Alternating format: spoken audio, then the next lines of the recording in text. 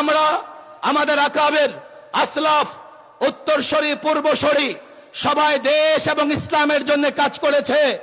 আমরা পারছি না, আমাদের দুর্বলতার জায়গাগুলো চিহ্নিত করতে হবে, উম্মার ভেতর থেকে নেতৃত্ব তৈরি করতে হবে, যৌক্তিক জায়গা থেকে তালিম এবং দাওয়াতি কাজ করতে হবে।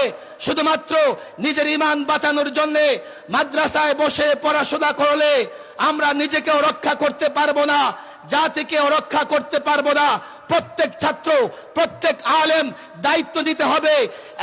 একদিন এক এক যুবককে ইসলাম বুঝাতে হবে, ইসলামের বিধিবিধান বুঝাতে হবে। একদিন এক এক যুবকের সামনে পশ্চিমা গণতন্ত্র বলো, সেকুলার বলো, তাদের মুখোশ উন্মোচন করতে হবে। যুবক মুসলমান, যুবক মুসলমান, মুসল্লি মুসলমান, তোমরা যদি তাদেরকে বুঝাতে পারো, তাদেরকে সঙ্গে নিতে পারো, মৃত্যু পরোয়া করবার কোনো দরকার নাই। মৃত্যু আসলে মৃত্যু আসবে, যুবককে সঙ্গে নাও, মুসল্লিকে সঙ্গে নাও, তোমার আত্মীয় স্বজন তাদেরকে বুঝিয়ে সঙ্গ নাও, কাফেলা তৈরি করো, ঐক্যবদ্ধ হও।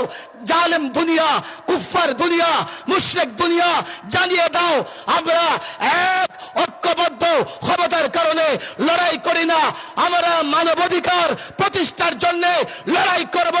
যারা ভুয়া মরিচিকা দেখিয়ে মানবাধিকারের কথা বলে আমাদের উপর আগ্রাসন চালাবে, আল্লাহর কসম